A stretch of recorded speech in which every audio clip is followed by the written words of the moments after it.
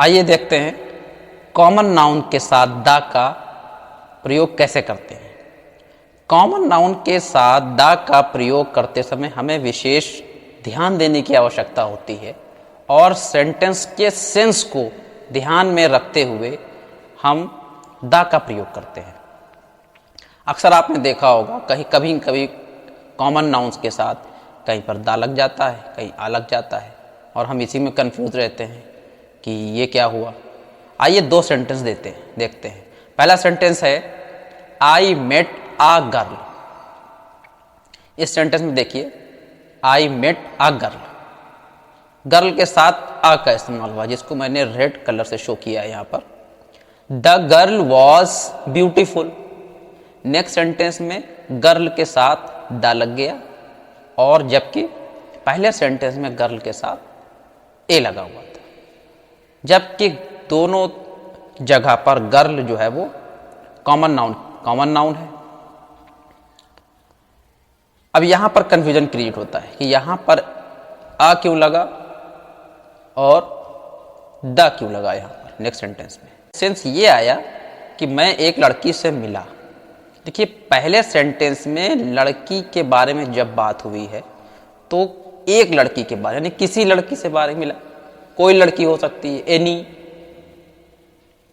लेकिन जब next sentence में बात की गई लड़की के बारे में तो इसका मतलब हुआ कि अब जिससे हम बातचीत चल रही, जिसके बारे में हम बता रहे हैं ये चीज, वो उस लड़की से परिचित हो चुका है।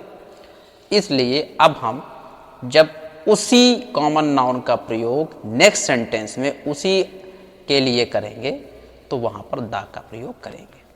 सीधा सीधा मोटा मोटा आप ये समझ लीजिए, दा का प्रयोग जहां पर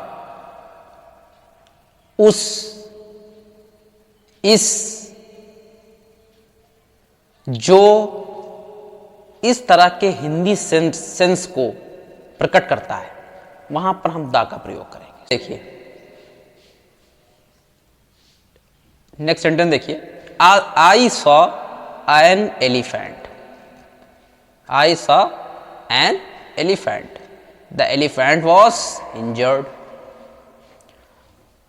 इसमें भी देखिए यही चीज है, पहले सेंटेंस में एलिफेंट के लिए एन का इस्तेमाल किया गया क्योंकि कोई भी हाथी हो सकता है।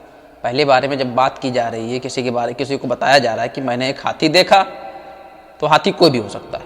लेकिन दूसरे सेंटेंस में जब हाथी के घायल होने के बारे में बात की गई तो ये बताया गया कि वही हाथी था जिसको देखा था, वही हाथी घायल था।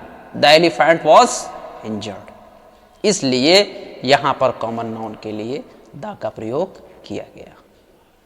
अब देखिए इसको पूरा समझ लीजिए। अगर इसका हिंदी सेंस निकालें हम तो क्या हो जाएगा, आई सॉ एन एलिफेंट, मैंने एक हाथी देखा। द एलिफेंट वॉज इंजर्ड, जो हाथी इंजर्ड था, या कह सकते हैं वो हाथी इंजर्ड था। इसके सेंस में वह या जो या उस, ये सब छुपा रहता है, छुपी हुई हिंदी। इसको आप बोलने में चाहे इस्तेमाल करें चाहे ना करें, लेकिन ये अंडरस्टूड होता है। जैसे देखिए थर्ड सेंटेंस में, there was a king, the king had 3 daughters। पहले सेंटेंस में किंग के बारे में बात की गई है।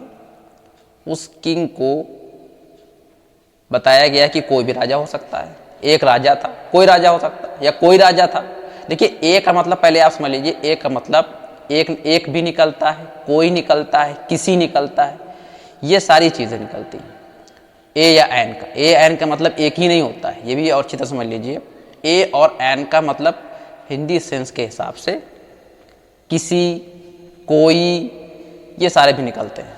जैसे कोई राजा था, ठीक है, अगर आप सेंटेंस कोई बनाना है, ऐसे आपको कह दे कोई राजा था, तो कोई राजा के लिए एनी किंग नहीं यूज करेंगे, देयर वॉज एनी किंग, ये नहीं, there was a king, the king had 3 daughters।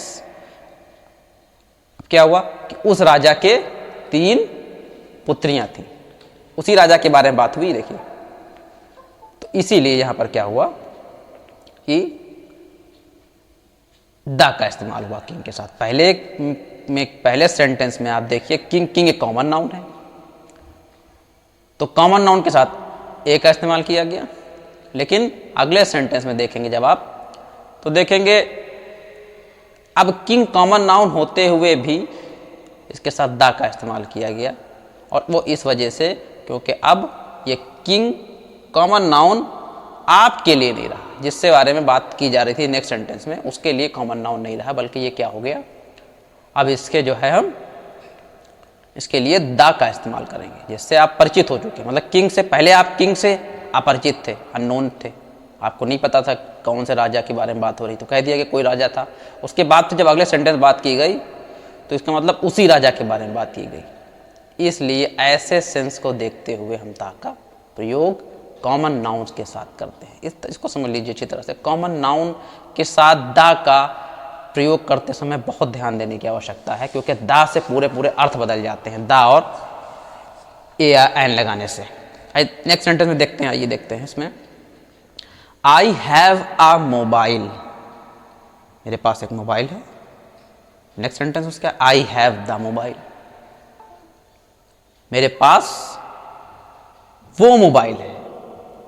अब यहां पर इसका जो अर्थ निकलेगा वो होगा मेरे पास वो मोबाइल है।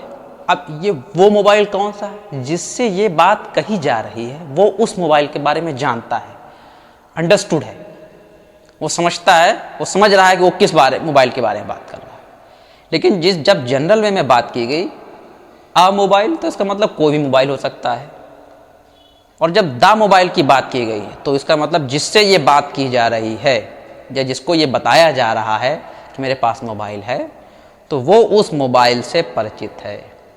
नेक्स्ट सेंटेंस में आते हैं, give me the book, give me a book. इन दोनों सेंटेंस के अर्थ में बहुत अंतर है, केवल द और आ लगने से। मेरे पास कोई बैठा हुआ है, मैंने उससे कहा, सामने किताब पड़ी हुई, मैंने उससे कहा कि किताब उठाइए, तो मैं उससे कहूँगा गिव मी अ बुक। कई किताबें पड़ी हुई हैं और मैंने उससे कहा गिव मी अ बुक, तो मुझे उसमें उन पढ़ी हुई किताबों में से कोई भी किताब उठा के दे देगा। लेकिन जब मैं कह दूंगा गिव मी द बुक, तो जब मैं गिव मी द बुक कह रहा हूं तो इसका मतलब मैं किसी विशेष बुक की तरफ इशारा कर रहा हूं, किसी खास बुक की तरफ, और वो उस बुक को जानता है जिस बुक को मैं मांग रहा हूं उससे। ये है मुख्य अंतर इसमें। इसलिए कॉमन नाउन के साथ द का प्रयोग करने पर इस तरह के हिंदी सेंस को भी ध्यान में रखना पड़ता है। अक्सर कॉम्पिटिटिव एग्जाम्स में इस तरह के क्वेश्चंस पूछे जाते हैं और उसी में हम कंफ्यूज हो जाते हैं।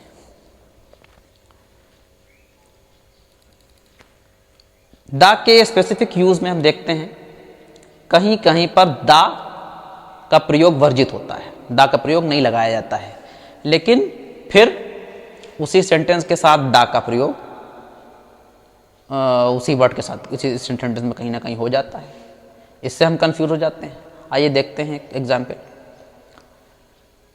एग्जाम्पल देखिए, सेंटेंस देखिए, पहला सेंटेंस है he went to Delhi on Sunday. हमें यह पता है कि दिनों के नाम से पहले द का प्रयोग नहीं किया जाता है, ये समझ लीजिए।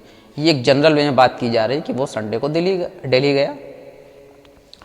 नेक्स्ट सेंटेंस में बात की गई the Sunday of last week was not good for me. अब देखिए यही इसी नेक्स्ट सेंटेंस में संडे के साथ द का प्रयोग कर दिया गया, लेकिन यहां पर किसी स्पेसिफिक संडे के बारे में बात की गई, यानी इस हफ्ते का जो संडे था वो मेरे लिए अच्छा नहीं था, ये बताया गया। इसलिए जब स्पेसिफिक वे में बात की जाती है तो वहां पर द का प्रयोग किया जाता है, जबकि जनरल रूल के अकॉर्डिंग द का प्रयोग वहां पर वर्जित होता है। हालांकि संडे जैसे कि डेज नेम है, मंथ्स नेम है, इनके नाम से पहले द का प्रयोग नहीं करते हैं, लेकिन इसके बावजूद भी यहां पर क्या आया, संडे से पहले द आया, जो कि देखिए इसमें रेड कलर का शो हो रहा है। नेक्स्ट सेंटेंस में आते हैं, sister will go to school today. इस सेंटेंस में सिस्टर के साथ द का इस्तेमाल नहीं हुआ है, ना ही किसी और आर्टिकल का इस्तेमाल हुआ है। देखिए सिस्टर, नेक्स्ट सेंटेंस में देखिए, the sister did not checkup my BP. यहां पर जो सिस्टर का इस्तेमाल हुआ है वहां पर द का इस्तेमाल किया गया। पहले तो ये एक रूल समझ लीजिए, एक रूल ये होता है कि फैमिली मेंबर्स के लिए द का इस्तेमाल नहीं करते हैं। फादर, मदर, ब्रदर, सिस्टर, सन, इस तरह के जो वर्ड्स होते हैं इन नाम से पहले द का इस्तेमाल नहीं किया जाता है। तो यहां पर पहले सेंटेंस में as a family member sister का यूज किया गया है, लेकिन नेक्स्ट सेंटेंस में जो सिस्टर के बारे में, जिसके बारे में बात की जा रही है, वो स्पेसिफिक वे में बात की जा रही है। और ये है, ये कौन सी सिस्टर है? ये वर्ड यूज किया गया है हॉस्पिटल नर्स के बारे में। इसी तरह आप फादर को देख सकते हैं। फादर जैसे चर्च का फादर होता है और एक घर में पिताजी होते हैं, उनके लिए भी फादर यूज करते हैं। तो जब फादर, केवल फादर का इस्तेमाल किया गया, फादर वेंट टू दिल्ली, तो इसको समझिए कि उसके पिताजी दिल्ली गए। लेकिन अगर कहीं द फादर आपने इस्तेमाल कर दिया तो उसका हिंदी सेंस निकलेगा चर्च के फादर दिल्ली गए। इस सेंस में द के प्रयोग कर देने से उसके अर्थ में परिवर्तन आ जाता है। इसलिए द के प्रयोग में विशेष प्रकार की सावधानी बरतने की आवश्यकता है।